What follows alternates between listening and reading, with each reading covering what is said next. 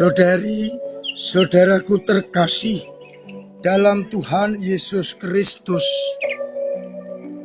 selamat pagi dan berkah dalam.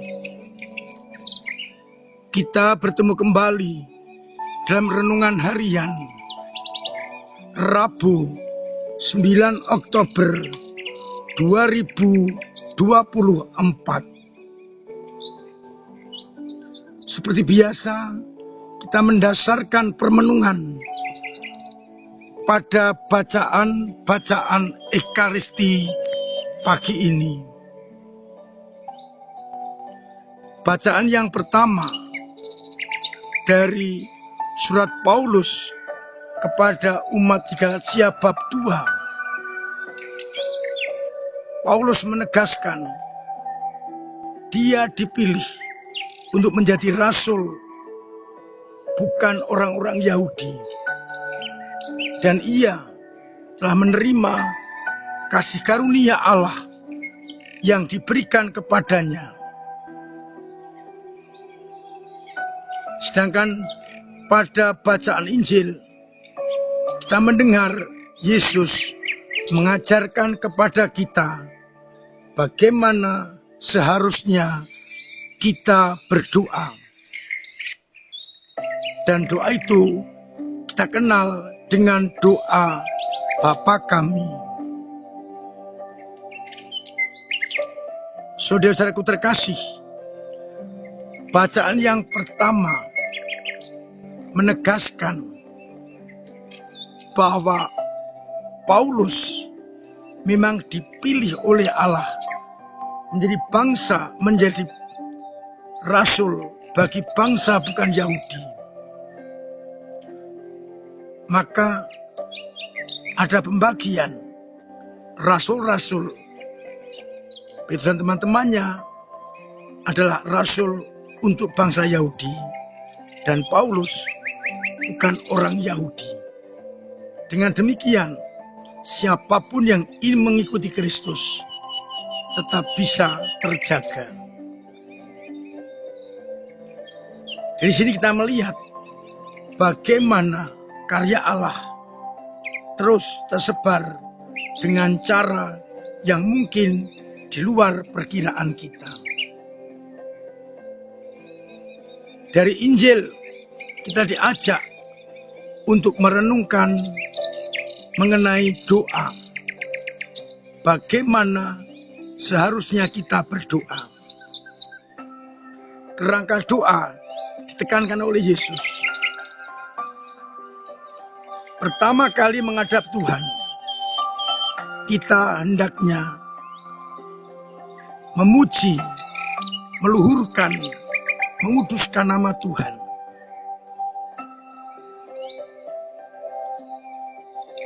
Barulah setelah itu mohon apa yang kita perlukan secukupnya. Bisa rezeki, bisa pengampunan, juga bisa dibebaskan dari pencobaan. Harapannya kita semua mampu untuk hidup sesuai dengan kehendak Allah. Berikutnya saya mau mengajak untuk mendalami, merenungkan doa Bapa Kami yang diajarkan Yesus kepada kita. Pertama-tama rumusannya, Bapa Kami yang ada di surga. Menarik rumusan ini, Bapa Kami, bukan Bapakku, bukan Bapa saya. Kami adalah jamak. Maka kita yang menyebut Allah sebagai Bapa dan kita mengatakan kami, berarti semua orang yang menyebut Allah sebagai Bapa adalah saudara. Dan bila kita bersaudara, pertanyaannya, sudahkah aku menjadikan semua orang ini adalah saudaraku.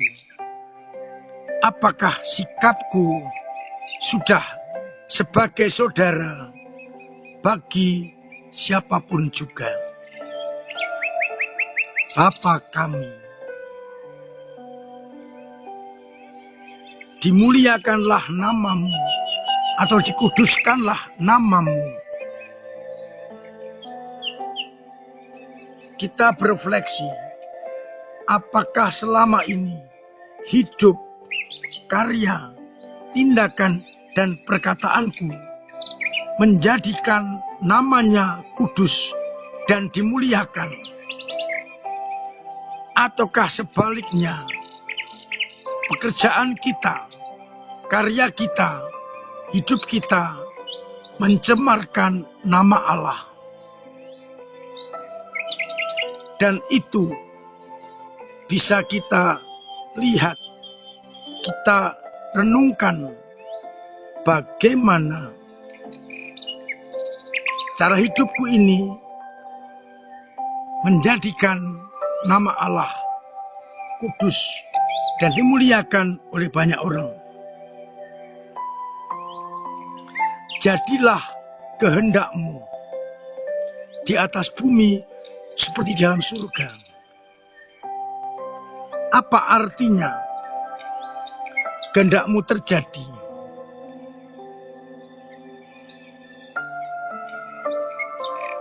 Kehendak Allah terjadi bila kerajaan Allah datang dan berkuasa di atas muka bumi. Maka kita juga bertanya, apakah hidupku, tindakanku mendatangkan kerajaan Allah dan benar-benar kehendak Allah terjadi di atas muka bumi? Tanda kerajaan Allah adalah sukacita, kedamaian, pengampunan, kasih. Apakah itu ada dalam diriku?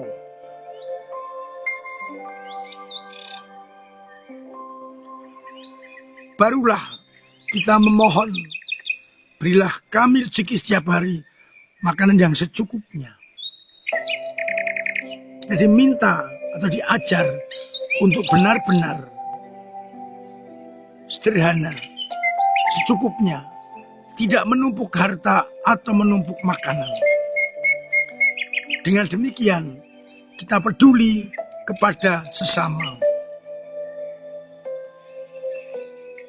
Kita juga mohon pengampunan. Ukurannya seperti yang kita lakukan, maka semakin kita mengampuni banyak orang, semakin Tuhan mengampuni kita. Semoga semangat itu benar-benar kita hidupi ketika kita berdoa Bapa kami. Dan akhirnya janganlah kami dimasukkan dalam pencobaan, bebaskan dari yang jahat. Permohonan kita bukan neko-neko, tetapi dibebaskan dari yang jahat. Dan janganlah kita dibawa kepada pencobaan, agar kita tetap setia sebagai anak-anak Allah.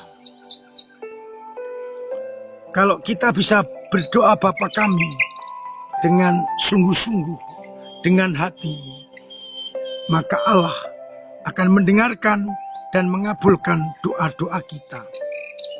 Semoga kita semakin dimampukan untuk berdoa dari hati dan bukan hafalan dari mulut kita.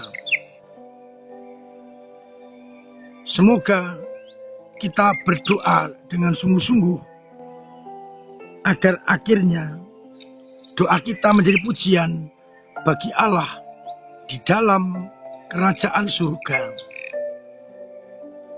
Tuhan memberkati kita sekalian. Amin. Marilah berdoa. Bapa yang penuh kasih, kami bersyukur atas doa yang Kau ajarkan kepada kami, dan agar kami hidupi dengan sungguh-sungguh. Semoga dengan mendoakan doa Bapa kami, menghayati dan melaksanakan, kami semakin kau mampukan untuk tetap hidup sederhana, setia dan penuh tanggung jawab. Kuatkanlah iman umat yang sakit,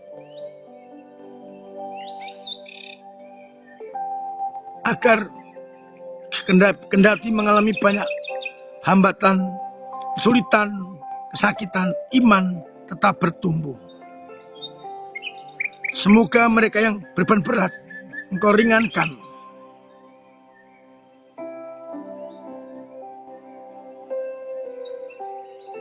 Yang sakit Engkau sembuhkan. Yang telah meninggal Engkau terima dalam pangkuanmu, agar akhirnya semua orang tanpa kecuali mengalami kasih karunia-Mu.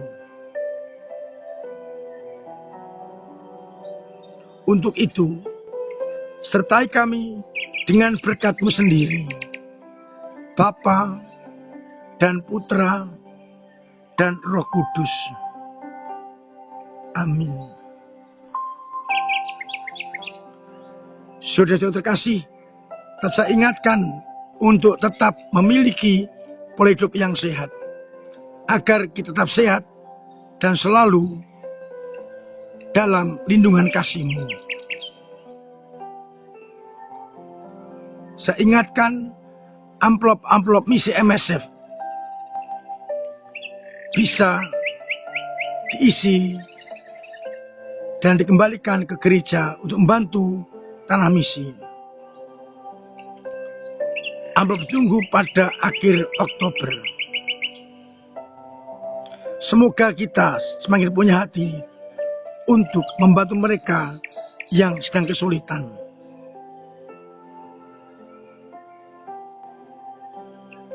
Saya ingatkan bahwa bulan Oktober, bulan Rosario, kesempatan berdevosi kepada Bunda Maria. Umat yang ingin mengisi buku kenangan atau iklan di buku kenangan ditunggu sampai 10 Oktober.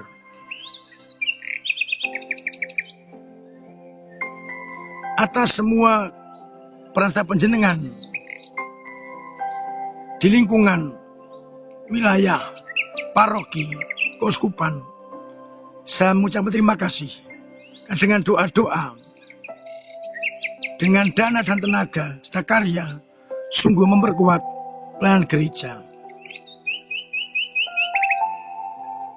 Semoga akhirnya banyak orang boleh mengenal kasih sayang-Mu. Akhirnya saya mengucapkan selamat pagi, selamat merenungkan, salam sehat, Tuhan memberkati.